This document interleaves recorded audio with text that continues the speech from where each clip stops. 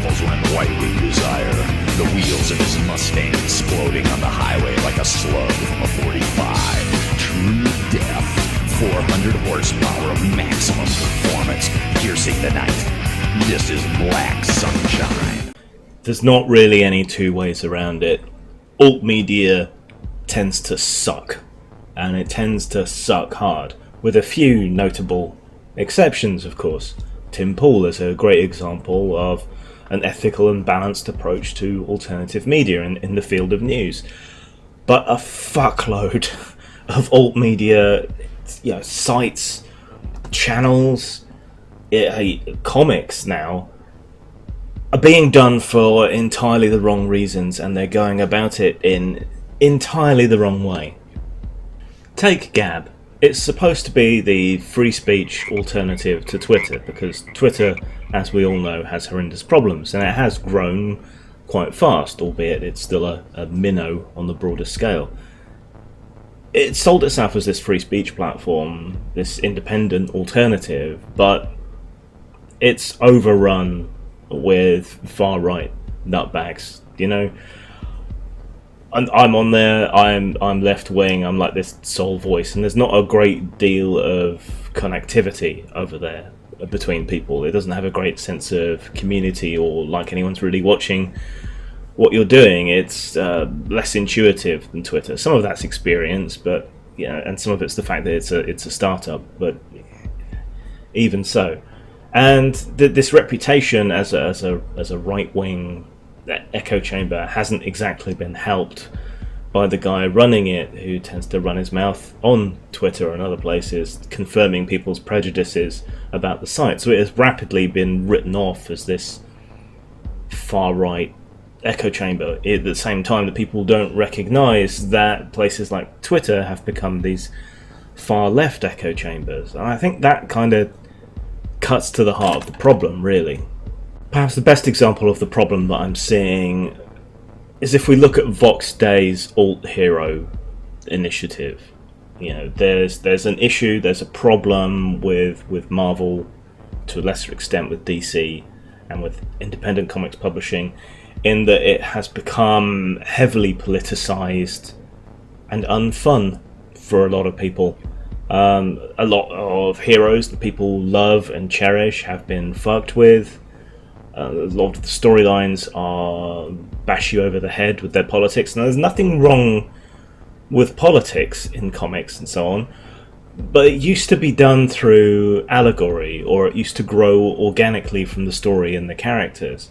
What we have now isn't comics that are political, but propaganda that is comics.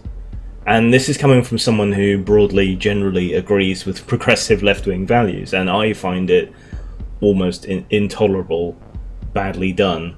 And you add on this kind of badly done art as well, in things like Squirrel Girl or whatever, and it's just, no thanks, I've had enough. And and I'm politically, broadly speaking, on your side, at least for the goals, if not the ways of going about it.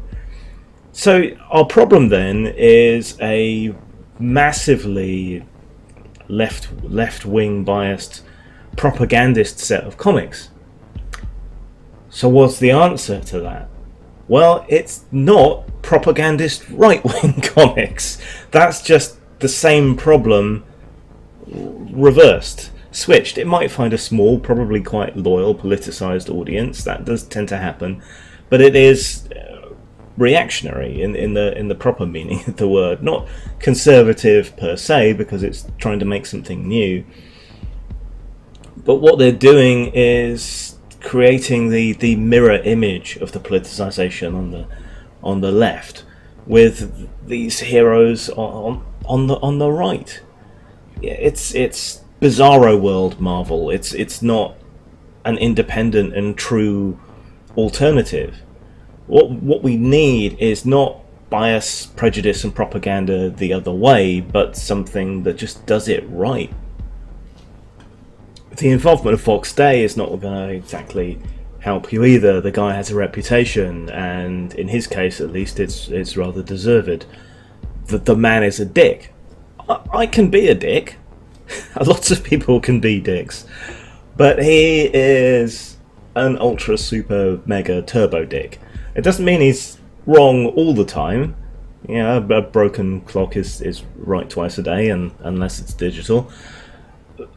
But no one is going to pay. No one worth talking about is going to pay really any attention to anything that he's involved in. He is going to make the project more difficult than it needs to be. About all he can provide is money and a particularly rabid and active small fan base, which is useful. But if you really want to take this forward, you need something different. I mean, Image Comics, who were the great usurper who rose up and challenged Marvel and DC back in the day, they weren't reacting to their politics. They weren't overtly politicized. What they sold themselves on was the quality of the comics physically, and the art. We look back at Jim Lee and that now, the kind of that whole 90s hypersexual, hypermasculine, hyperkinetic style. But it was a breath of fresh air back then. It was new, it was hot, it was sexy, it was great. And it's on the kind of the back of that, and telling stories from a new, slightly more mature angle in a lot of cases, and riding that extreme 90s thing that was going on. That's what put them ahead. That's what made it work. There wasn't an overt political agenda. It was frustrated creators, and that's happened other places as well, in the UK with Toxic. Unfortunately, all those independent creators ended up falling out with each other. But yeah, the point still stands. That's what you need to build a business on, is good stories, good art, good quality. We don't need a right-wing alternative. We just need a fair, fun alternative. And that goes for news as well. The answer to TYT is not InfoWars. It's someone like Tim Pool, a true independent who puts effort and quality into his work, and tries to stay neutral and report the facts. That's not what we need. We don't need another slant. We need no slant. And it's the same thing with comics, and it's the same thing with alternative social media options. Minds seems to have managed that a bit better than Gab has. But there have been challengers and open source, social networks around before that people have tried to put out, and none of them have really taken hold in the dominance of Facebook and Twitter and YouTube.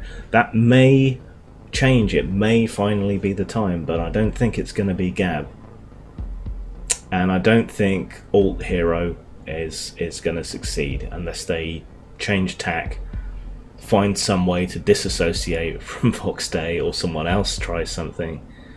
And it's certainly going to be more difficult for them if anyone who offers to work with them or for them ends up getting blacklisted, which seems to be what's happening.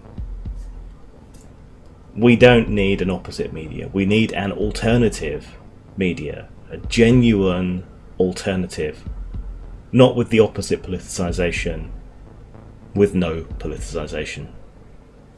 Zang. Old Fat Punks is part caper, part comedy, part nostalgia, and part commentary. It follows three aging punks as they build themselves up for one big, nihilistic last hurrah. You can buy Old Fat Punks at Amazon, Drive-Thru Fiction, or Lulu.com. Follow the links below or search on those sites. I'm pretty fucked up.